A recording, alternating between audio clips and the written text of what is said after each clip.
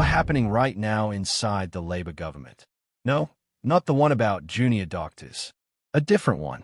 This one involves the Chancellor of the Exchequer, the Energy Secretary, a Scottish oilfield, a blocked shipping strait, and one of the most spectacular public splits in British cabinet politics in recent memory. Grab your coffee. This one is good. Welcome back to British Reform, where we cut through the spin and tell you exactly what is actually going on in this country. And right now, what is going on is that Rachel Reeves has just publicly backed North Sea drilling, which is a very polite way of saying she has looked directly at Ed Miliband's entire political identity and driven a very large tanker straight through it. Let's start from the beginning, because the backdrop to all of this matters enormously. Iran has effectively blockaded the Strait of Hormuz. If you are not sure what that means, here's the short version. The Strait of Hormuz is the narrow strip of water through which a significant chunk of the world's oil and gas flows. When that gets disrupted, and it is currently disrupted, energy prices spike, wholesale gas costs go up, and the bill eventually lands on the doormat of every household in Britain. Global gas prices have reportedly doubled since Iran moved to close the strait. UK wholesale electricity prices are up around 50%. The Octopus energy boss described Britain as staring down the barrel of another energy crisis. So when people say this is a geopolitical problem with very real domestic consequences, they are not being dramatic. They are being accurate. And into that environment walks Rachel Reeves, and she says, and these are her words, that she is very happy to support exploration at the Rosebank oilfield and the Jackdaw gasfield. She added that Britain needs to take control of its own energy supplies. She talked about jobs, tax revenues, and energy security for decades to come. She basically stood at a lectern and said everything that Ed Miliband has spent years arguing against. Now, just to be clear about how significant this is, Rosebank and Jackdaw are two major projects, an oil field off Shetland and a gas field in the North Sea, that were originally approved by the previous Conservative government. Jackdaw got the green light in 2022, Rosebank in 2023. Then the courts got involved. Judges ruled that the original approvals were flawed because they had not properly accounted for the environmental impact of actually burning the extracted fuel. So both projects are now back in a reapplication process. And the final decision on whether to approve them sits entirely with Ed Miliband. Yes, the man who once called the Rosebank project an act of climate vandalism. To be fair, that was Nicola Sturgeon quoting Caroline Lucas. But Miliband has made his feelings on North Sea expansion perfectly clear over the years, now has to decide whether to approve two major fossil fuel projects, while his own Chancellor is publicly saying she is very happy for them to go ahead. If you think that sounds uncomfortable, you are reading the room correctly. Here is the key detail that makes this even more awkward. Keir Starmer was asked last week by Kemi Badenoch to personally intervene and approve Rosebank and Jackdaw himself. He declined.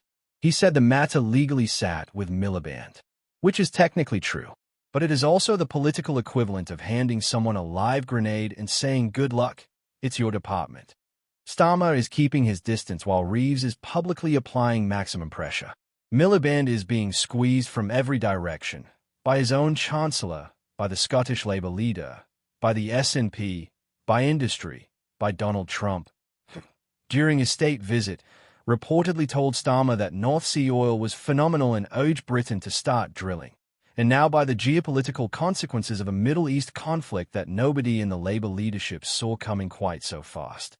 And speaking of the SNP, this is one of those moments where the political ground shifts so quickly you almost miss it.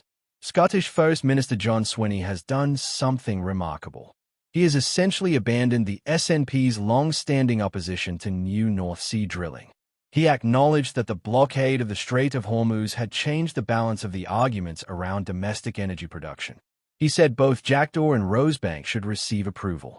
He maintained a nod to climate assessments, but suggested they would likely prove a formality.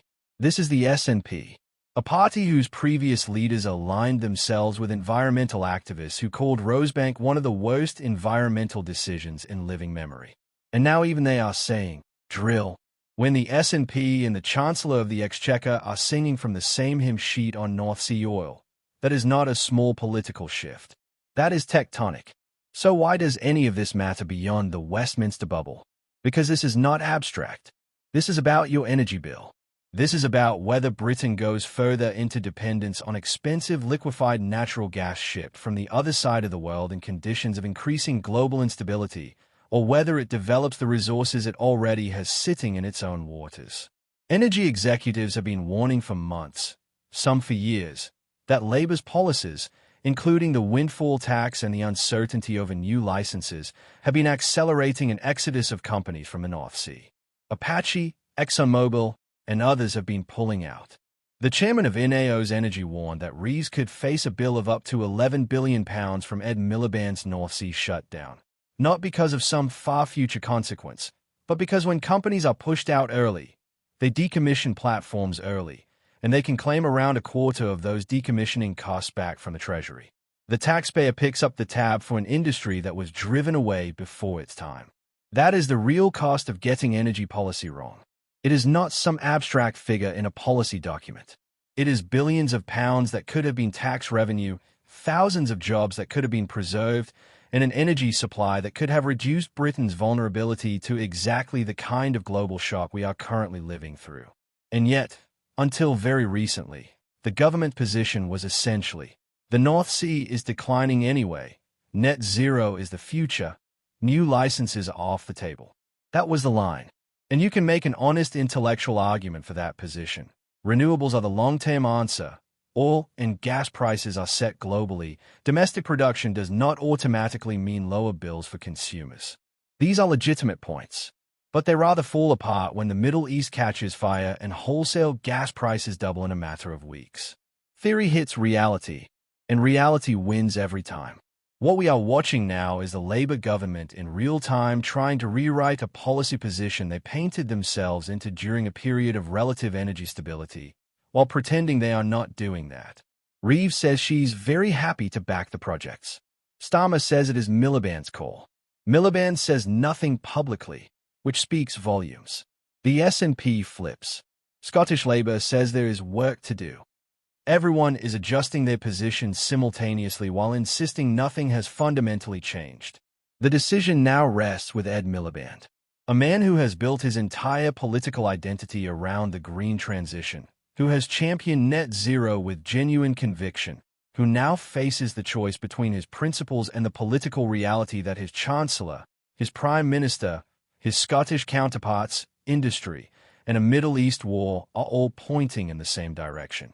Approve the projects or become the one person in the room still arguing against domestic energy production, while British households face surging bills and a global supply chain under serious strain. Whatever he decides, this story is not going away, and neither are we. If you want the sharpest, fastest breakdown of everything happening in British politics, every single day, subscribe to British Reform right now. Hit the bell. And drop a comment telling us whether you think Miliband should approve Rosebank and Jackdaw or hold the line on net zero. The debate is live. We want to hear where you stand.